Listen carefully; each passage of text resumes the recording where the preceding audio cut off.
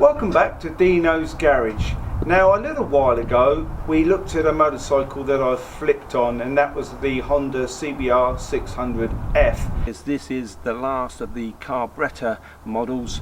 Now, that bike was pretty much just very dirty, needed a little bit of TLC, and was a pretty easy bike to flip on. Now, I'm talking today again about flipping, because this is another motorcycle I've just bought. It is a Yamaha FZ6, the Phaser 600. This is actually a 2007 bike, and it is the Series 2. Let's have a quick look around it, and then I'll tell you what hopefully is just the one problem, and hopefully I can sort it out. So let's have a quick look.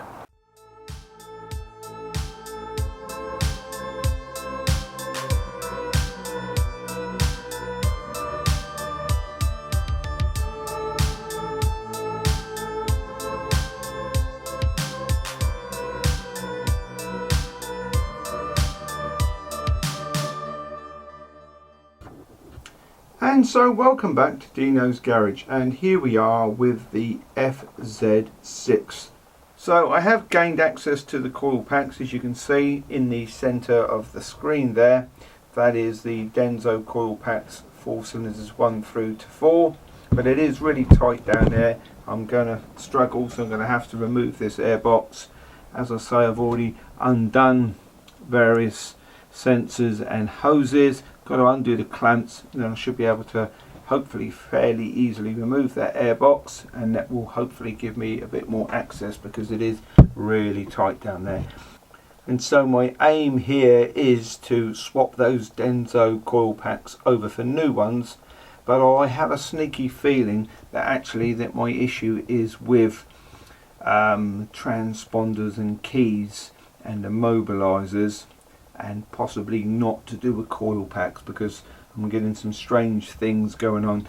When I turn this key on, it will switch the ignition on. You'll see the tacho needle switch round, you'll hear the fuel pump go, but it will not turn over. Also, the other thing I've tried to do is to go into diagnostic mode, which is by pushing on these two buttons here.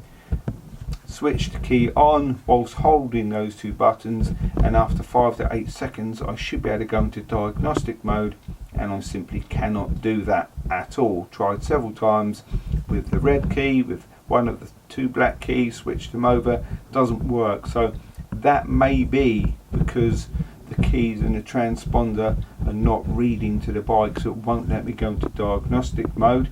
So it could well be that we have an issue with keys and the bike reading the keys. So yeah, that might be another issue I have to overcome, or it might be the only issue that I actually needed to overcome. And there is actually nothing wrong with these original old Denso coil packs, but I may as well swap them out anyway, get the battery and things back into place, and see if it makes any difference.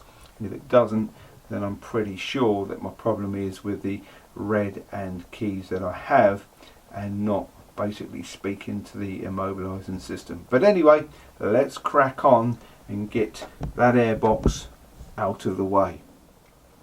And so there we go, that is the bike now without the airbox on, and as you can see, nice and clear and much easier to get to. Up front here is the battery box that I've just rested some tools into, and those are the coils. Now the coils would have been actually bolted to the battery box, so once you remove the airbox, undo a couple of bolts, you can then move that battery box, and then of course you can get much better access to the coils. I'm going to crack on now and see if I can get those old Denso coils out and get on and put the new ones in. So that is our Denso coil packs out of the way. You do need to remove this rubber shield, which is basically to stop any water or anything sort of coming up through from underneath. I'll show you where that is, but once you remove that, you really do have nice clear access to remove the HT leads and plug caps straight off the top of the engine. Let's have a quick look at that now. And so there you can see lovely full access.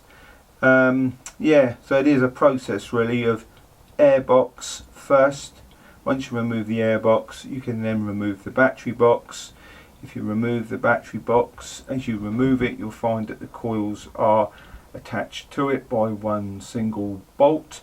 Remove those 10mm bolts and you have the coils loose. And so we are back. Airbox is in place, battery has been put in place and connected, and the ECU was in here. And I tried the bike, but it seems changing to new coils has made absolutely no difference whatsoever. So it seems like I have fallen foul to possibly what is the Achilles heel of the Yamaha FZ6 Phaser. So stay tuned to Dino's Garage, because what comes next, well, like I say, stay tuned and we'll find out. Thanks for watching Dino's Garage.